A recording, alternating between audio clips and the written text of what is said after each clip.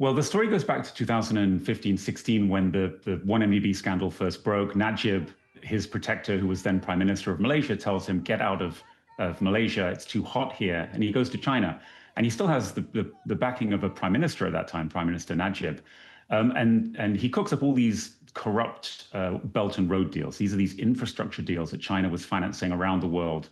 And they agreed to build a railway in Malaysia and to pad the contract to the tune of millions of dollars, and then to share out the bounty between Jho Low and these corrupt Chinese officials.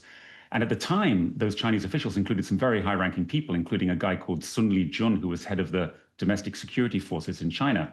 So the short answer to your question is he had very, very high-level protection in China because people were getting rich. You know, don't forget, Jho Low still has billions of dollars from the fraud.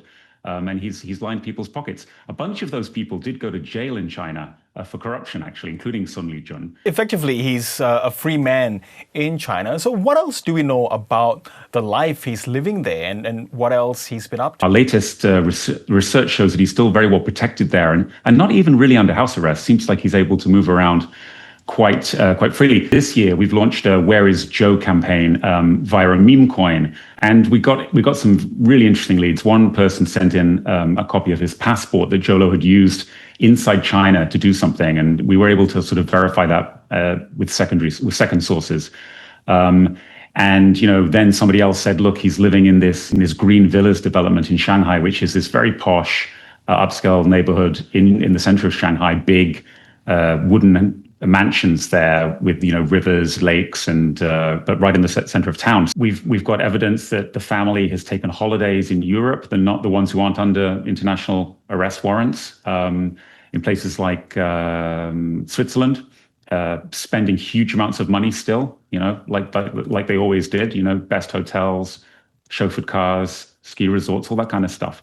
And so Jho Low himself, as far as we know, is in Shanghai, is able to travel around China at least freely. We haven't got any evidence in the last year of him being outside the country, you know, although, as I said earlier, he had been in places like Bangkok since being indicted. Given your investigation is now out there into his whereabouts, are you expecting at all that Malaysia may push for his extradition and for China to perhaps change tact and pursue Jho Low?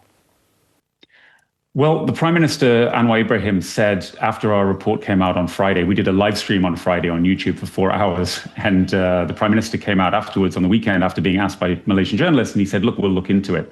But we've heard all that before, we'll look into it. I mean, they know that he's in China, honestly. They've known it for many years, and they, I'm sure, have tried to back channel to the Chinese government. Well, actually, I know for a fact they've tried to back channel to the Chinese government to get him returned.